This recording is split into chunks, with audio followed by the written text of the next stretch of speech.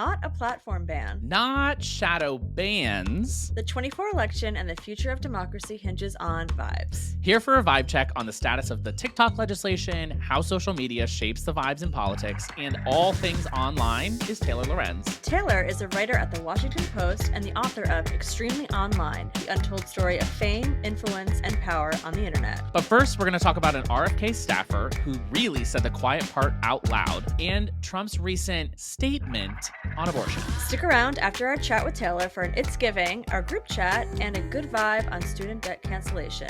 Let's go. Okay, Brian. Big week. Are your boots are shaking? Are you blind? Well, yes, I'm shaking because we'll get into it on the group chat. I'm still shaking from the quake. But I feel now, to the audience, I feel like now every week is going to be kind of a big week leading up to November 5th. I don't have the energy for that. I need like 3 a month, 3 big weeks a month. That's like 80% of the time. Okay, then we can work on the math. We can work on the math. Okay. Well, 90? what's driving such a big week this week was Trump's news, and I'm using air quotes, on abortion, aka completely changing his mind in a very transparent way simply to try to dupe people into voting for him. Like, that was essentially the news. Yeah, it was. He's big on making an announcement about making an announcement that is like barely an announcement, just to get people to like engage with him and to kind of just be totally wishy-washy on it. In this case, it was that he is now saying he thinks that abortion should be a states' rights issue. And that is how the push notifications came through to me when he released a video on Truth Social saying that. And it infuriated me because that is not at all what the content of his statement actually conveyed. Right. Because in the statement, he bragged again that he was responsible for overturning Roe v. Wade. And he called out the justices by name, thanking them. I want to thank the 6 justices, Chief Justice John Roberts, Clarence Thomas, Samuel Alito, Brett Kavanaugh, Amy Coney Barrett, and Neil Gorsuch, incredible people, for having the courage to allow this long-term, hard-fought battle to finally end. It's like, hello, people. He knows what he's doing. It would be like OJ listing the jurors, like thanking the jurors by name kind of vibe. Is like, what a weird way to say that you're not behind the politics of a ban by trying to take credit for all the bans that are in place. It's just a bizarre move. He also went on in the same video to say really outlandish things, completely mischaracterizing. I mean, lying. It's not a mischaracterization. Lying about what Democrats believe, including in child murder. He was talking about execution after birth. They support abortion up to and even beyond the 9th month. The concept of having an abortion in the later months and even execution after birth, and that's exactly what it is. The baby is born, the baby is executed after birth. And I was like, okay, we've jumped the shark. We've lost the plot of how like an abortion actually works. But So what is Trump's actual position? He puts out this video, everyone jumps, everyone covers it, whatever. What is his actual position? Well, what we know is that he has been saying for over a year that he supports a national ban, and that in the context of this video, he's explaining his change, not on a change of heart, not on talking to women who were impacted by abortion bans, but he's having this change because he wants to, quote, win elections, and that this is necessary to win elections. So like, tell me you don't mean it without telling me you don't mean it. He believes in a national ban. All reporting on this should include like a documented history of all the times that he has supported a 15-week ban, a 16-week ban. And then at the same time, we know that personnel is policy, and he's vowing to put people in place in DOJ, in the FDA, in all of these other federal agencies that could work very quickly and effectively to roll back access, including in states that guarantee a right to abortion. Right. And he said this statement yesterday, and then we saw today, right before we sat down to film this, that Arizona repealed a law from 1864. So the states are stating. Not only is the Arizona law a ban, it also makes it a felony for a doctor to perform an abortion in the state as well. And so we're talking about jail time for doctors. And that is, even if you believe Trump at face value, which you should not. Even then, saying you're going to leave it to the states is endorsing this kind of policy, is endorsing criminalizing it and jailing doctors. Like that is what will happen as a consequence of that. So the idea that this is in any way moderating is a joke. That's a farce. Absurd, yeah, and just thinking about healthcare as a human being in these states where they're going to go after doctors, you have to think about if you're an elected official, you have to think about the people living in that state and if they're gonna move. Right. If you're gonna be saying to a doctor, you're gonna be charged with a felony if you help save someone's life in case of, like, a very, like, emergent, necessary need for an abortion, it's like, I don't wanna move to Arizona. One, because 'cause I'm a woman, but also, like, the medical profession is gonna have a mass Right. exodus. I immediately got comments on Instagram when I posted about the Arizona ruling from people saying, "Oh, I was considering going to school at like Arizona State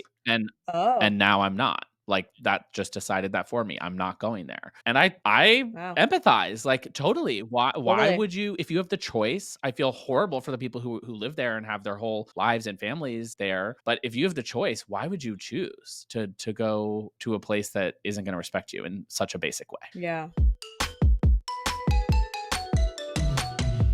Trump is not the only person who really put their foot in their mouth this week. This clip went viral. First time I saw it was from our friend Keith Edwards, who we've had on the podcast, of the New Yes. York State Director for RFK Jr. really saying the Okay. quiet part out loud when it comes to RFK's role in the presidential contest.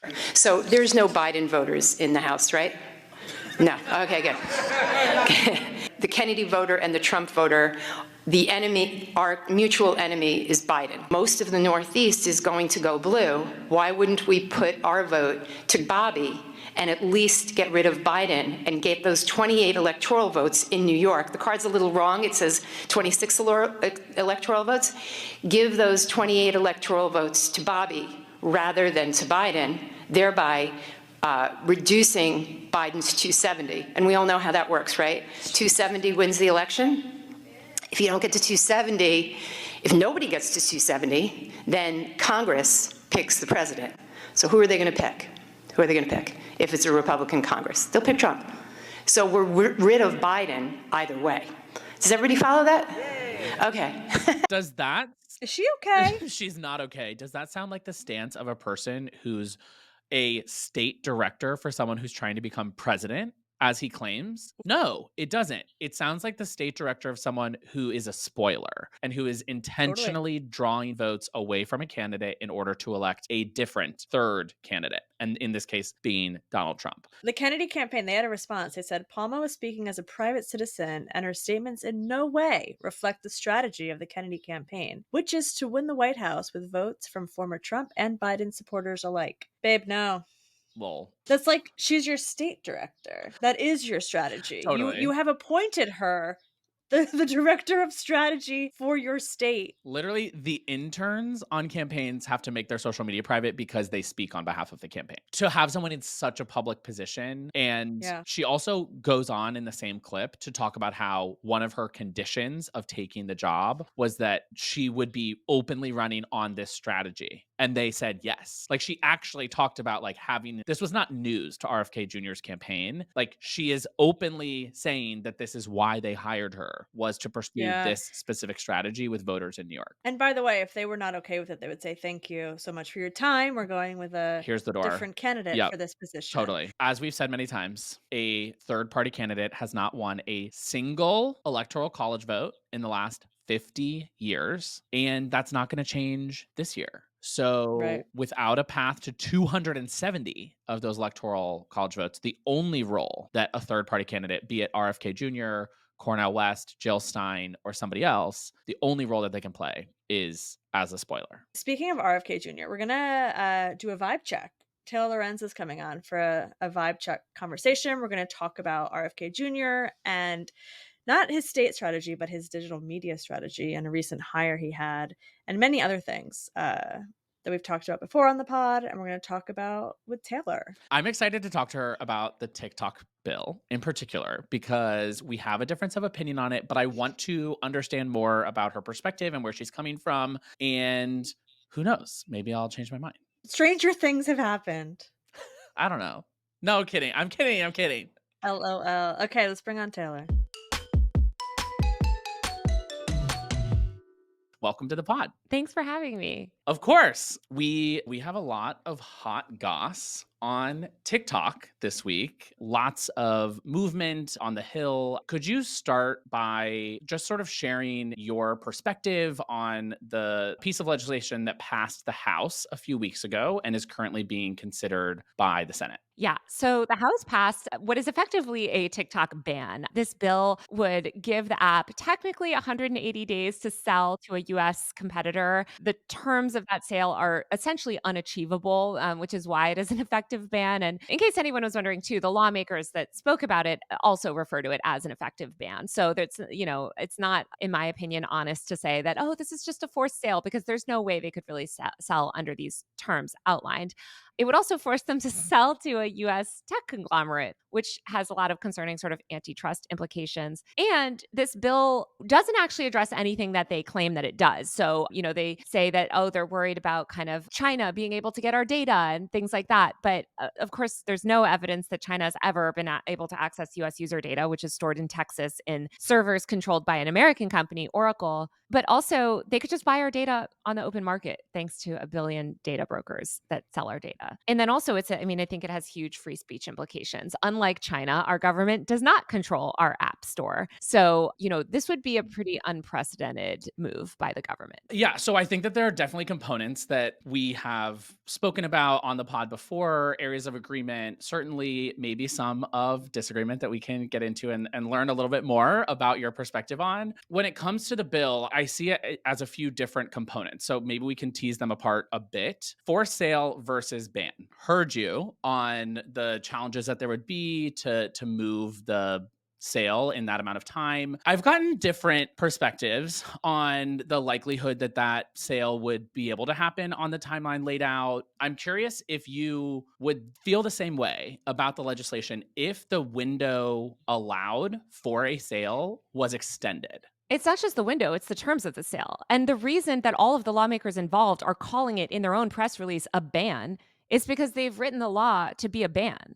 So it's not like, this is not like, oh, we want to set a timeline for some sort of thing. Like, this is a ban. And by the way, it's a ridiculous premise, right? Like, Facebook, for instance, if they want to operate in, I'm just trying to think of another country like France, right? And France says, no, Facebook, you have to sell yourself. You have to sell, or like, no, Ford Motors, you have to actually sell all of your technology to us so that we can locally produce it. No country would do that. No business would do that. It's a ridiculous premise. And by the way, let's not forget that we had Musical.ly, right? In the US, TikTok is a US company, by the way. TikTok is a US incorporated company, and ByteDance has the stake, so it would be selling sort of this portion of it. But let's not forget that in 2017, when Musical.ly was being driven out of business by Facebook, and Viacom was an option to kind of like, Viacom was interested in potentially buying Musical.ly and couldn't afford it, and Facebook was crushing this app. We allowed it to sell to ByteDance 5 years ago. So suddenly, to kind of like now try and reverse it and over this panic and set these ridiculous terms, any sale, quote unquote, even if it were to happen, and even if this were feasible, it wouldn't be a true sale. You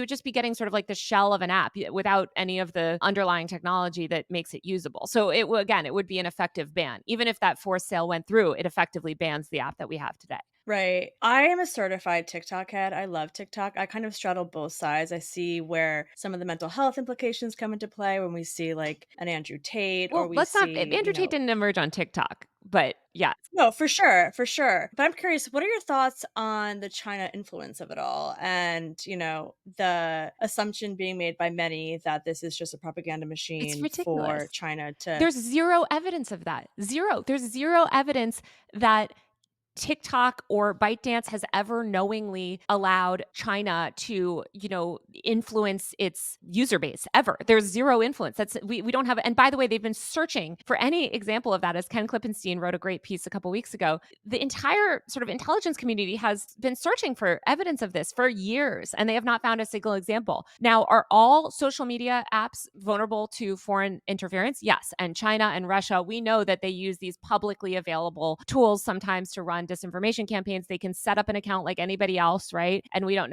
necessarily know. And these platforms obviously take great steps to limit that. I think it's ironic that everything that TikTok is being accused of, we actually have evidence of Facebook doing often, but we're not seeking to ban Facebook. I think it's great to encourage all platforms. Again, this goes back to like effective legislation versus not, right? We don't have legislation that forces all of these tech companies to be held accountable for their foreign influence. I think that is something that companies should take more seriously, right? I do want to clarify that the legislation would apply to other foreign adversaries, including Russia, Iran, North Korea. Theoretically, yeah, but it's basically about China. But yes, I agree that they say that. But again, there's no evidence, by the way. There's just no evidence of any of TikTok ever collaborating with Russia, ever collaborating with China, ever collaborating with any of our quote unquote adversaries. But there is evidence of specific topics that would be against the Chinese Communist Party's agenda performing poorly No, there's not. No, there's on not. TikTok. No, there's not. No, there's A- not. A There's report not. from 2019 found that content was being removed that referred to Tibet and Tiananmen Square. A report That's in 2020. nonsense. That was nonsense. And by the way, yeah. there's a great debunking of what I think you're referring to. Cato did an excellent debunking because even the New York Times wrote up this complete nonsense study that was just ridiculous. Like, I mean, sure, anybody can do bad math and bad science and say, oh, well, Instagram, which has been around for 10 years, has more views of a specific hashtag. And so therefore we think it's being suppressed. No, there's no actual evidence of that suppression happening in the US. There is not. That would be a smoking gun that I totally agree would have led to concern. But what you get is these bad studies based off sort of public, One of them's readings. from Rutgers. That doesn't matter. They can do bad. They do. Tons of people do bad studies where they take public data and mislead people into. I mean, I just did a whole thing on kids and smartphones. You see this all the time. People take public data and then they make these insinuations. Go on China. There's tons of discussion about Tibet. Tons of discussion about. Just overwhelming discussion of. None of that is being censored. Meanwhile, political content is being censored on Instagram, but there's just simply not restrictions about that. And even if those restrictions were in place, by the way, there's no evidence that they collaborated with the Chinese government to push any of that. A lot of these policies are written in America by Americans. Yeah. You know what I mean? Totally. Facebook also has policies against certain things, right? Which, by the way, I'm against all of that. I'm against all of those sort of types of restrictions. But there are no restrictions against speaking about Tiananmen Square. There are no restrictions about criticizing the Chinese government on TikTok. And there's plenty of content on the app showing that. I think the other point that I've heard you hit on before is that the perceived national security threat is hypothetical. And I think that also something that makes China unique is the 2017 intelligence law that requires companies based in China to share data and information with the government when they ask for it. That is a yeah. basic We law know there. that about China, yeah. And so I'm curious, and I totally hear the hypothetical argument. Is that enough? If it is truly hypothetical, is that enough that in the case of a potential invasion of Taiwan by China, that in that sort of circumstance, that they could even hypothetically try to suppress content or the information that was shared via this platform that we're all agreeing is really important? My argument is we shouldn't do that based on hypotheticals. We need evidence. Now, listen, if China invades Taiwan and TikTok starts, we see evidence, and there's so much national security interest on this that we would likely find evidence, I would imagine, if this happened. I am 100% at that point, I could understand the reasoning behind this legislation. And I would, at that point, they've crossed the line, right? There's that smoking gun. There's that evidence of them doing wrong. And I get it in that national security sense. Right. And I also think, to your point, there are a lot of people who are potentially supporting this legislation because they don't want it for their teenagers or because of the mental health, all of these other implications. And those are also not solved by banning one app when we know that in 3 years it could be something else. It will likely be a different platform.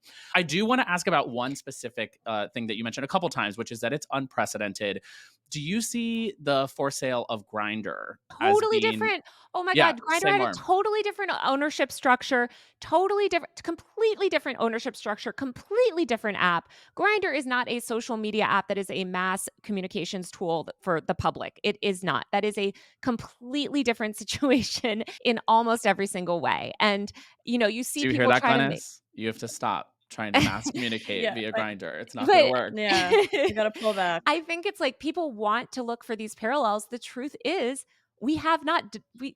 there isn't a parallel because this is the first app that has threatened America's social media supremacy. I mean, every other major social media app is an American app. And of course, it's fine if Facebook goes and destroys the elections in Myanmar or, causes genocide or whatever, right? We don't care. Those countries can never hold us accountable. But now here we have this app from a foreign power that is our adversary, and it's a better product. And by the way, we allowed it to be sold to China in the first place 5 years ago. That was a mistake, right? And it wasn't sold to China. It was sold to ByteDance. Sorry, I need to be very careful because it was not. It was sold to ByteDance, which is the Chinese tech conglomerate. And I'm not somebody that says, look, don't worry about China, whatever, right? It's an adversary. I understand there's national security concerns, but let's first tackle data privacy, which there is a bill as well, a data privacy bill that hopefully is going to get traction. And let's also, anything that we're applying to one network, let's have it blanket apply so that it also makes sense in the future, because new technologies are, cropping up every day. And a lot of these AI apps and companies are owned by Chinese conglomerates. So yeah, I kind of represent the layman in these conversations, right? The TikTok user who's scrolling and for hours and just like saving all the hilarious things that bring me so much joy. So to those people, they don't view China as an adversary. They're not in the weeds of the geopolitics of it all, of the big tech of it all. And from my POV, this, no matter who it is, Trump, Biden, it is political suicide, given that it is such a mass communication tool, to ban it at this moment in time. People use it, they use it to organize, they use it to communicate. What would you tell politicians or the Biden administration or people who want to organize around this? Like, should we organize around big tech and not TikTok? yeah, To your point. absolutely. I mean, I think big tech, there's huge problems with the fundamental business model of a lot of these companies. I think Meta's restrictions on political content and the way that they just blanket said, by the way, we're restricting anybody that speaks about social issues, is hugely concerning. And I can't believe that Yes. there's not more backlash from the government. Like the same government that's like, by the way, there's not as many hashtag Israel posts as there are hashtag Palestine posts on TikTok, so therefore it's censorship, are completely silent on Meta restricting the reach of any political accounts, which this hurts progressives the most. Like these types of restrictions, it hurts those that are push, for instance, LGBTQ rights, reproductive justice, like these things. Meta is actively censoring that stuff now, openly saying, by the way, we are restricting it. Before we move on from TikTok, thinking about the path forward here, what do you think the odds of this bill moving in the Senate are? Do you have thoughts on Senator Cantwell has an alternative idea of what should happen next, and she also had her own piece of legislation? What do you see as coming down the pipe? Unfortunately, I think because Biden has said that he wants this and Democrats seem to be on board, that this has a chance of passing. I don't think that the House bill is going to pass. I think that there might be sort of an alternative bill, but I do think that unfortunately, one thing that all of Congress can get behind is restricting civil liberties and kind of like, coalescing American powers and sort of institutional power. So it worries me a lot. I'm very worried about the climate right now around these tech companies, because we're not doing anything to meaningfully challenge their business models, but we're just sort of squashing Facebook's biggest competitor in an election year at the same time that Facebook is rolling out these significant political changes. It's worrying, but there does seem appetite to pass something, which is concerning to me. And do you feel any better about the GARD Act, the Cantwell bill, or you feel like it's my colleague's sort of writing about that right now, and I think writing about Cantwell. Okay. I don't. I mean, I haven't gotten like fully up to speed on it, but my feeling slightly is like, and I don't know, maybe this is what it addresses. I just think we need to start all over and just talk. I'm happy about the privacy legislation. I think we need to talk about sort of the fundamental business model that all of these tech companies rely on. And I think we need to talk about antitrust. It's very telling that Musical.ly could not compete against Facebook and Instagram. And it needed to take investment from a Chinese tech conglomerate, which infused billions of dollars, which they spent $1 billion in app download marketing in 2019 alone. That's the level of resources that you need to meaningfully compete with Meta and Google. And so if we want to have a more competitive tech environment, and we want our own social media, homegrown social media apps to flourish. Look at Vine. We could have had TikTok. We had. Don't get me started. Right? We allowed these tech conglomerates to crush the competition. And so as long as we allow them to continue to crush the competition, we're going to see foreign actors that don't have the same sort of tech landscape developing the next generation of platforms. And that's a huge I think that's ultimately a bigger threat than, a single app. Well, we really Yeah. appreciate your expertise and perspective on the issue. Also, wanted to get your thoughts about a couple other ways that tech and social media platforms are going to influence the 2024 election. AI, big topic of the year, particularly in political circles. Have you been tracking at all how AI is going to impact the presidential? Are there specific companies or threats that you're really concerned about in the AI space? Yeah. I mean, I do think that we need to worry about these AI generated sort of deep fake type videos. We already know that there's AI voices being used to robocall people about certain candidates. I think it's being weaponized by these disinformation actors, and I'm sure foreign adversaries are leveraging it too. I think it's very concerning because we have almost zero, I would say less than zero media literacy in this country. This is why we need to invest in public education and media literacy and these types of things. I don't know that this is something, I think the government could do a lot, but I don't think they're going to be able to do enough before the 2024 election comes this fall. I mean, there's no way they can pass meaningful legislation to fix any of these issues. So I think we need to educate people and say, by the way, be careful. Don't just believe everything. We're going to look at one ad of a woman in Arizona picking up the phone on election day. Let's check it out. Hello? Hi, is this Caroline Smith? Yes. I have you at 78 Edgewood Court, is that correct? Yes, that's correct. Who's calling? Hi, Caroline, this is Bob Anderson down at the polling station at West Plaza High. Uh-huh. We're calling everyone in the West Plaza precinct to let them know we've received a few threats from a local militia group that the police are taking very seriously. What? Oh my gosh. Yeah. You know, we actually tried calling your husband Peter, but he didn't answer. Oh, I think he must be driving. Oh, okay. Well, we're asking voters to stay at home today until we can get this situation resolved. Okay. The governor has already issued an extension on ballot submission, so you can go ahead and plan on coming in tomorrow. Okay. Thank you so much for letting me know. That's Scary. terrifying. We know that these types of things are happening. happening. They're already happening. Yeah. So I think it's really concerning. We need to get a handle on all of it. Something else I wanted to talk to you about, because you wrote about this yesterday, and we talk about it a lot on this pod, which is RFK Jr.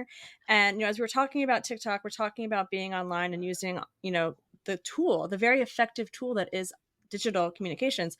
He's doing it quite well. Can you tell us a little bit more about that article you wrote? I profiled this guy, Link Lauren, who is a 25-year-old content creator who's started working for RFK. He was previously collaborating with Vivek. He's also made content with Dean Phillips, the sort of outside Democratic candidate, Marianne Williamson prior to that. He established a name for himself, sort of covering these candidates almost as a content creator or journalist, and then sort of started working more closely with them. With Vivek, he was not getting paid, but he was directly advising. With RFK, he's now a paid senior advisor. RFK is performing incredibly well online. I mean, RFK embraced TikTok from the beginning. He talks on there in a very native way, where he's speaking about issues like climate change and his sort of anti-establishment rhetoric that really appeals to young people. Meanwhile, you have Biden, who is flopping very hard on the app. So it's Cringe. hard. Last question, Taylor. Rapid fire. In your opinion, what are the top 3 things that are going to influence the election this cycle online? Oh my God. Well, I do think AI. I do think that this conflict in Israel, Gaza is like just a huge, I think that's that's especially when it comes to the youth vote. There's just this disparity between where Biden is and his policies and what is sort of the common belief among young people about the war. So I think that's number 2. Number 3, I mean, I think number 3 is this I can't stress enough this restriction on political content that Meta has put. I really think that could impact people in the polls. You have these groups and activists that are completely unable to reach their audience and talk about reproductive justice too. I was just talking to another woman in that space today. Like, they're trying to talk about like abortion and the need to preserve abortion and stuff, but you can't say the word abortion on social media anymore. So it's so hard to educate people about the stakes of the election even. So I think that's gonna have huge ripple effects that we don't even know yet. And ironically, it's like Meta trying to be like, oh, we're not influencing politics by putting this change out. It's like, no, that is more Yeah. directly influencing politics than probably anything else you've done in the past Absolutely. 5 years. They just don't want to be blamed again. They're like, we don't want it. It's a hot potato, so we're just going to ban all And of it. and it's a shame because you see, I again, it's like these same politicians that talk all this big game about TikTok and da da da. Like, they're silent. And a lot of those people, by the way, own stock in Meta. And I think that's concerning too, is how many Congress people have financial interest in that company. Yep, definitely. Where's that? That's for another Yeah, I know. definitely. Let's get inside trading Spanberger in here on Capitol Hill. for sure. Well, That should keep people up at night, but Taylor, thank you so much for joining us. We really appreciate your really insightful perspective on a lot of these issues and hope to have you back on as the election nears. Oh, thank you so much for having me. I love ranting about these things. So it was really fun. That was fun. that was fun. I love to disagree Yeah. with people. I think also it's a very there's so much to know in this world, right? Like what Congress has and hasn't done, if you consider China an adversary or not, which is a huge kind of like crux of it for the Gen Z millennial perspective. There's a lot to unpack. I think we could definitely have Taylor back and even go even deeper into the weeds and go line by line on some stuff. But Taylor's like, she's a huge person in this world. So it was so exciting to have her on. For sure. Let's put it this way. I would still probably vote for the bill tomorrow if I could cast a vote in Congress, but I also think that she had some really interesting perspectives. There were some things I wanted to push back more on, but like we probably see the world a little bit differently, and a lot of it, as you're saying, comes down to your priorities. I will admit I don't spend that much time on TikTok, so it probably feels like it's less of a cost to me, but I appreciate her sharing her perspective and chatting with us. Yeah, like I said, I feel like I'm Switzerland in this moment a little bit. Like I'm a TikTok head. I love TikTok. I love the videos that I get. My algorithm is so good. I've worked so hard for it. I also do think it's like a little bit of political suicide for anyone to come for it in this moment in time. And, based on like our RFK Jr. conversation, how his team is really good at digital, you got to be good at digital. And we got to get more Dems on there to communicate about the wins that Dems have had in the last 3.5 years. So listen, more to come. Follow Taylor online if you don't. And all of her backup accounts, which are like just essentially meme dump accounts, which I love. They are They're good. so They are good. good. The meme accounts are good. And we are expecting to see like some movement in the next couple of days on this bill. So definitely we'll be talking about it more in the coming weeks. Yeah. But until then, follow me on TikTok. Oh no, follow me on Instagram for my TikTok dump, which are, for those who don't know, a dump is I just do all the work for you. Yeah. And I put all of my highlight reels. Curating the most on. unhinged content on TikTok through the Glennis Instagram. Listen, I'm hat tipping the algo gods for that one. That was helpful.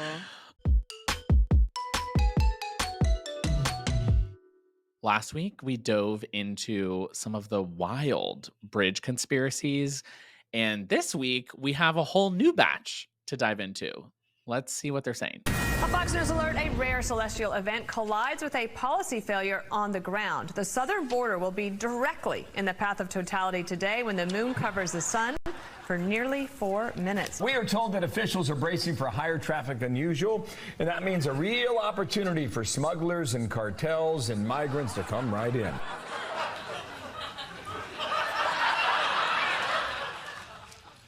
Or they could just wait till nighttime. They really...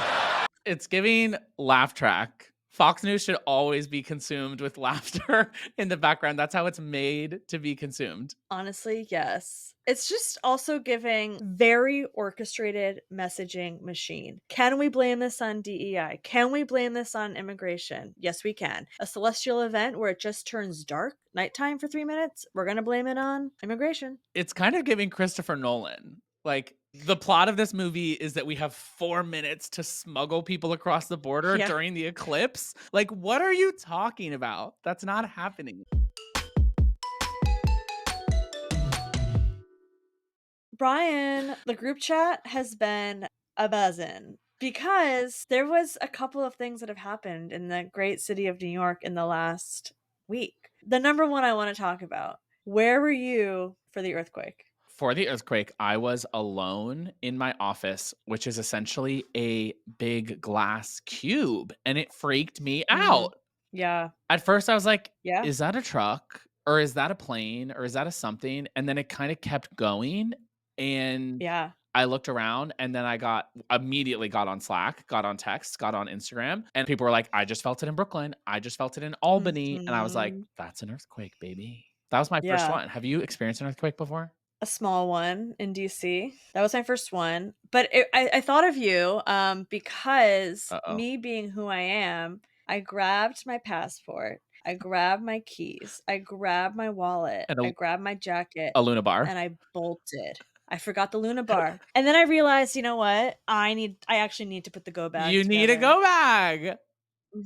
Because that was my instinct, even though the actual like recommendation is to stay in your place during an earthquake. I just don't feel like that applies to New York City. Like, all of us live in these like rumble tumble buildings. I'm like, also Manhattan is like has a river running underneath it. I'm like, how secure is all of this? So I hauled ass To to the where? park. I actually went to the coffee shop because I was so amped up. I was like, what can make this go higher? A double espresso. Let's really Yeah, I was told that I was being dramatic, and people sent no. me, the group chat was sending memes of like, did you survive the Wendy earthquake? And it Williams. was like Yeah. a chair tipped over. Yeah. And I'm like, come Listen, on. I'm with you, and I'm with all listeners in the earthquake zone who were rattled by it. It was scary. It was scary. And like, we live in a major city. So many things run through your mind when buildings start shaking, the least of which is an earthquake. You're like, okay, Totally. Let me put here it we this go. way. If you're not afraid of an earthquake while it's happening, then maybe I'm worried about you, because it is truly Yeah. like the most powerful force that you can experience on planet Earth. Like, the entire ground for hundreds of miles around is moving. Like, that should probably scare you. I don't walk around afraid of earthquakes every day, but like in the moment Now that I it's do. happening, I feel like that's a very natural thing, is like, oh, we actually have no idea if this is going to get worse in 2 seconds or stop. And Exactly. That's a very good point. So if you felt it, we feel you. but we did We survive, feel and we you. were treated for it. We were rewarded on Monday here in New York for having survived the No, we quake. weren't rewarded. I disagree with that What? because you really had to be in the path of totality. No, wrong. Oh my gosh. I need everyone to write into Glennis on Instagram and tell her how much you enjoyed the partial eclipse that you saw. Send all the I love photos. seeing New York City in community. Yes. Everyone like out on their roofs. Like, I love those moments in New York because everyone is just like so rough and tough here. So Yeah. I did enjoy that. But my dear friend Matt is an eclipse chaser now, and totality or bust. Like, track and adjust, or there's some saying like for the cloud coverage. Anyway, apparently it's life changing to see a total eclipse. So I'm Spain 2026, baby. Yeah, if I'm gonna go somewhere, sorry to someone's gonna be offended by this. If I'm gonna go somewhere to be in the totality, I'm not going to like I'm not going to Buffalo. Sorry. I'm not going to Buffalo, New York. I'm going to Spain. Like, if I'm gonna go, I'm gonna Sure. go. Make a vacation out of it. Yes. Yeah. Yes, absolutely. Okay. Good vibe, goodbye. We gotta get him out of here. Hit him with it. I gotta this is a good thing. So the Biden administration, they sent a new update on student debt cancellation. They've been doing this now because the original policy proposal was struck down by the Supreme Court. So they have started looking at new statutory rules by which they can get things passed. The most recent, I'm going to kind of go through who is included in this. But if you are a Vibes only listener, or you are anyone who is wondering about any of your student loan cancellation or your status, just log into your portal or go to studentaid.gov/debt relief. So here's some new things. People who now owe more money on their loans than they originally borrowed, canceled. Thank God, by the way. People experiencing financial hardships, that is a large umbrella. They advise you go to studentaid.gov/debt relief to kind of sort that out. People who would qualify for a pre-existing loan forgiveness program that aren't enrolled in one right now. People who took out loans to enroll in low-value academic programs, and people who have owed on loans for at least 20 years. So the Biden administration is doing what they can with this new student loan debt announcement. It's about 30 million Americans now who have had their student loan erased or adjusted. It's good. It's objectively good. I'm excited to see them pushing forward, even though they have gotten some of their previous plans snuffed, their torches snuffed by the Supreme Court. They said, no, Redemption Island, we're sticking it out. And that, Vibes only listeners, is how Brian Derrick squeezed in Survivor in this episode. Every time. Have a great week, Yeah. y'all. Thanks for listening.